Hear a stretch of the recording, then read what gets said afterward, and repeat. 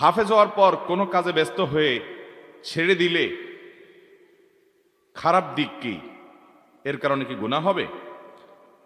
হাফেজ হওয়ার পর যদি সে হিফজ ভুলে যায়, দুনিয়ার ধান্দায় ডুবে গিয়ে তেলাওয়াত ঠিক রাখে নাই, হেফজ ভুলে গেছে, এরকম হাফেজ আছে না নাই আমাদের দেশে? বুড়ি বুড়ি আছে, বুড়ি বুড়ি আছে না নাই? মনে রাখবেন, এটা গুনাহের কথা, এটা নাজায়েজ।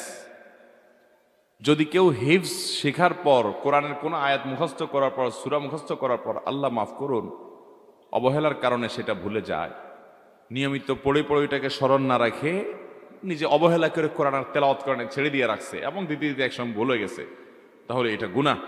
নবী করিম সাল্লাল্লাহু আলাইহি সাল্লাম বলেছেন, বান্দার যত গুনাহসমূহ আছে এগুলো আমার সামনে উপস্থাপন করা হয়েছে, এর মধ্যে সবচেয়ে বড় যে কেউ কোরআন পড়লে যদি সে ভুলে যায়, এটা গুনাহ, এটা অপরাধ।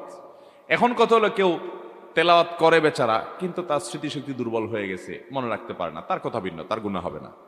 এরকম হতে পারে না যে হেফজো করছে বেচারা কিন্তু স্মৃতিশক্তি নাই, ধরে রাখতে পারে না, তাহলে তার গুনাহ হবে না। কিন্তু অবহেলা করে কোরআন তেলাওয়াত না করার কারণে ভুলে গেছে, এটা কিন্তু গুনাহ।